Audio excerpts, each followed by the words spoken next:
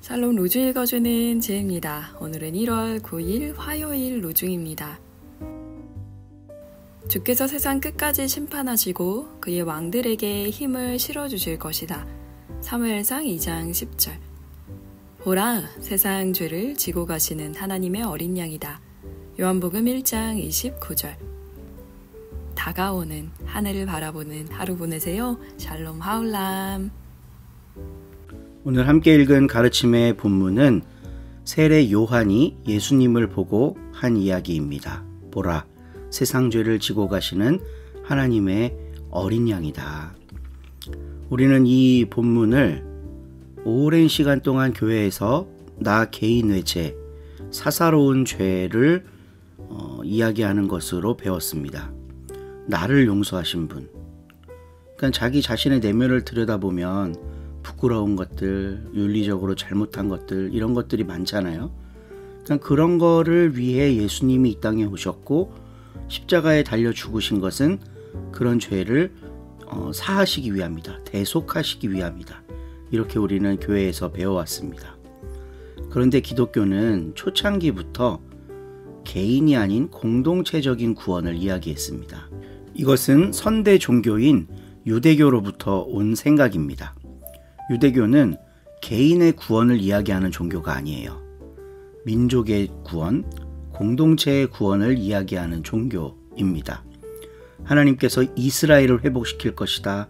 유다를 회복시킬 것이다. 아브라함의 자손들을 구원하실 것이다 라는 비전을 이루는 게 구약이잖아요. 그럼 신약시대에 와서는 그게 개인 구원으로 바뀌었냐? 그게 아닙니다. 구약은 특정 민족이나 국가에 속한 사람들을 구원한다는 비전을 가졌다 하면 신약의 비전은 온 세상을 구원하시는 하나님의 위대한 계획과 섭리에 대해 이야기를 합니다. 그래서 요한은 예수님을 보고 세상 죄를 지고 가시는 하나님의 어린 양이다 라고 이야기를 하는 거예요. 요한복음은 그 어느 복음서보다 유대적인 배경을 강하게 보여줍니다. 혈통적으로는 유대인이지만 유대 본토가 아닌 이방에 살면서 신앙을 지켜야 했던 요한 공동체 사람들, 그들은 예수를 믿고 따른다는 것 때문에 동족인 유대인들로부터 버림받았습니다. 그리고 로마 사회에 섞여 살면서 로마인들로부터도 배척당했어요. 철저한 마이너리티로 살면서 경제적인 빈곤과 사회적 차별을 온몸으로 당한 공동체였습니다. 그 공동체에게 세상 죄를 지고 가는 하나님의 어린 양에 대한 복음 선포는 그야말로 해방과 기쁨의 소식이었습니다. 이 세상의 죄 때문에, 이 세상의 포악함으로 고통당하는 우리 공동체를 위해 예수님께서 오셨다. 이렇게 이해할 수 있었겠죠. 이 말씀을. 오늘 우리는 우리의 삶의 자리에서 세상 죄를 지고 가시는 하나님의 어린 양에 대해 묵상합니다. 그저 나의 어떤 윤리적인 성찰과 더 올바른 삶을 위해 예수님이 그 죄악들을 도말하러 오셨다. 이렇게 받아들인다면 기독교는 그저 개인 구원의 종교일 겁니다. 그런데 온 세상의 죄를 지고 가신다. 이 뜻을 우리가 다시 되새기고 우리 공동체, 내가 속한 어떤 사회의 집단 혹은 우리나라, 이 민족에 적용을 해본다면 완전히 새로운 이해를 할 수 있게 될 거예요. 오늘날 우리들의 사회가 저지르고 있는 죄가 무엇인지, 우리 민족이 당면한 문제가 무엇인지, 이것들을 해결하기 위해 예수가 이 땅에 왔다는 것이 어떤 의미인지 되새기면서 기도할 수 있기 때문입니다. 세상 죄를 지고 가시는 하나님의 어린 양, 이 말씀을 묵상하며 오늘 하루를 여는 우리 서로님들 되기를 바라봅니다. 오늘도 좋은 하루 되세요.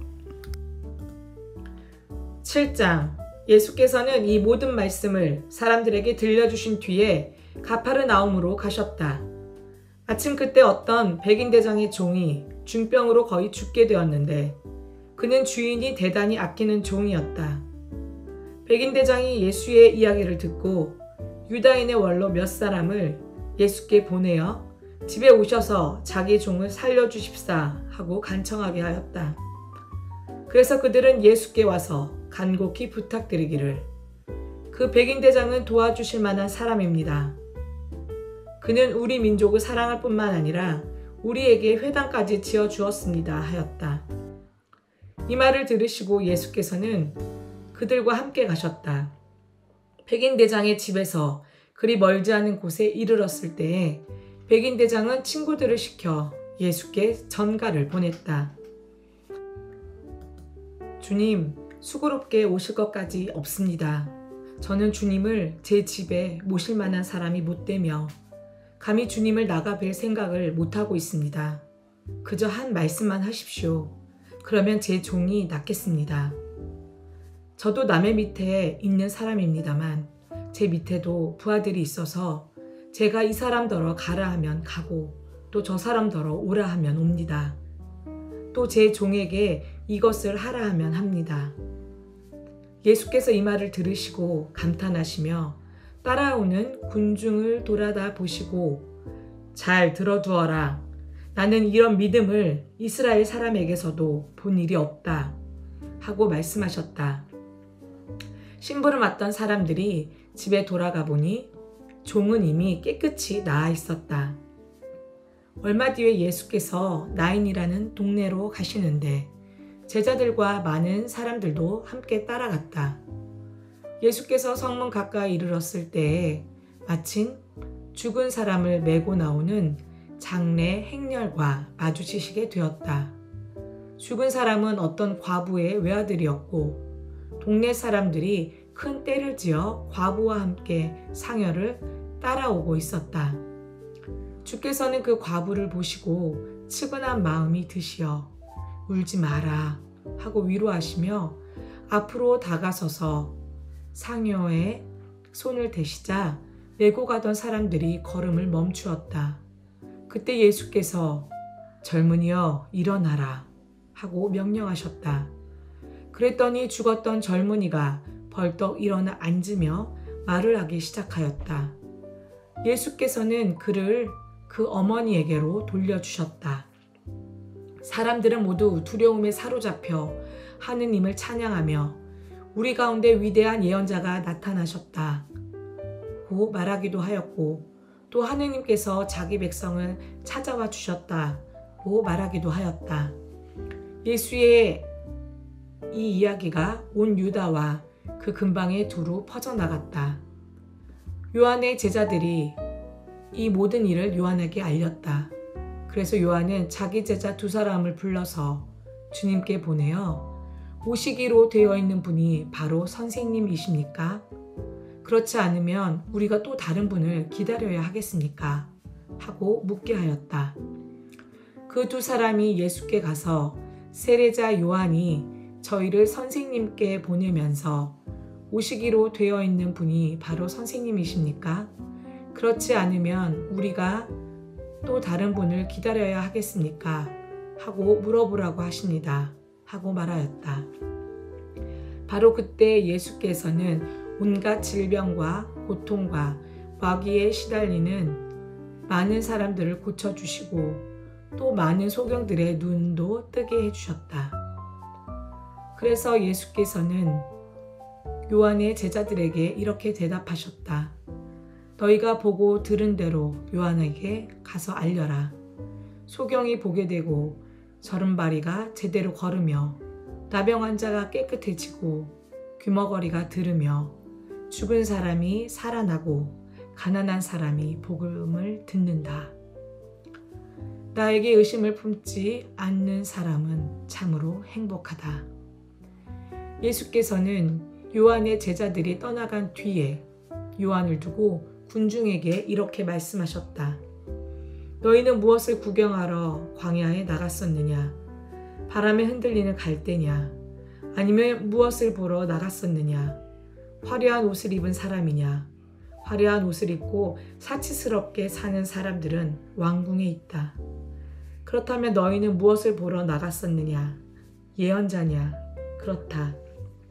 그러나 사실은 예언자보다 더 훌륭한 사람을 보았다. 성서에 너를 보내기에 앞서 내 일꾼을 먼저 보낸다.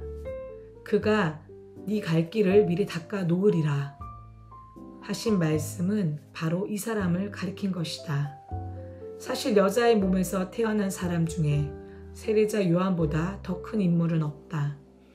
그러나 하느님 나라에서는 가장 작은이라도 그 사람보다 크다.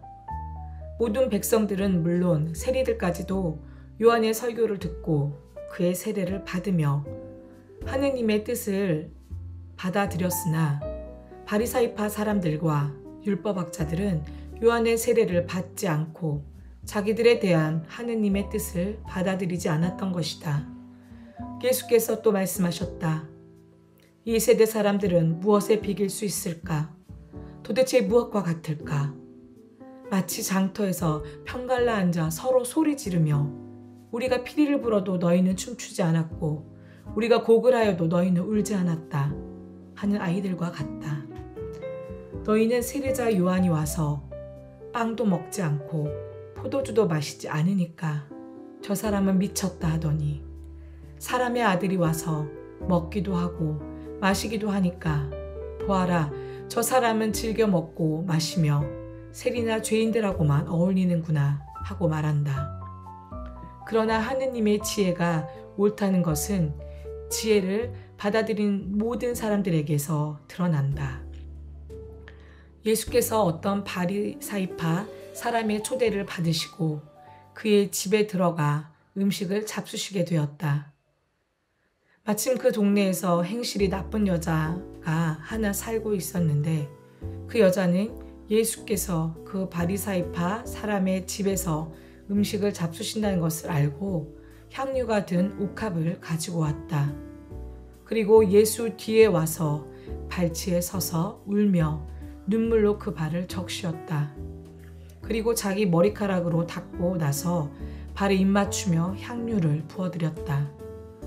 예수를 초대한 바리사이파 사람이 이것을 보고 속으로 저 사람이 정말 예언자라면 자기 발에 손을 대는 저 여자가 어떤 여자며 얼마나 행실이 나쁜 여자인지 알았을 텐데 하고 중얼거렸다. 그때 예수께서는 시몬아 너에게 물어볼 말이 있다 하고 말씀하셨다. 예 선생님 말씀하십시오. 그러자 예수께서는 이렇게 말씀하셨다. 어떤 돈놀이꾼에게 빚을 진 사람 둘이 있었다. 한 사람은 500데나리온 빚졌고 또 한 사람은 50데나리온을 빚졌다. 이 두 사람이 다 빚을 갚을 힘이 없었기 때문에 돈놀이꾼은 그들의 빚을 다 탕감해 주었다. 그러면 그 두 사람 중에 누가 더 그를 사랑하겠느냐? 시몬은 더 많은 빚을 탕감받은 사람이겠지요 하였다. 예수께서는 옳은 생각이다 하시고 그 여자를 돌아보시며 시몬에게 말씀을 계속하셨다. 이 여자를 보아라. 내가 네 집에 들어왔을 때 너는 나에게 발 씻을 물도 주지 않았지만 이 여자는 눈물로 내 발을 적시고 머리카락으로 내 발을 닦아주었다. 너는 내 얼굴에도 입맞추지 않았지만 이 여자는 내가 들어왔을 때부터 줄곧 내 발에 입맞추고 있다. 너는 내 머리에 기름을 발라주지 않았지만 이 여자는 내 발에 향유를 발라주었다. 잘 들어두어라. 이 여자는 이토록 극진한 사랑을 보였으니 그만큼 많은 죄를 용서받았다. 적게 용서받은 사람은 적게 사랑한다. 그리고 예수께서는 그 여자에게 네 죄는 용서받았다 하고 말씀하셨다. 그러자 예수와 한 식탁에 앉아있던 사람들이 속으로 저 사람이 누구인데 죄까지 용서해 준다고 하는가 하고 수군거렸다. 그러나 예수께서는 그 여자에게 네 믿음이 너를 구원하였다. 평안히 가거라 하고 말씀하셨다. 아멘.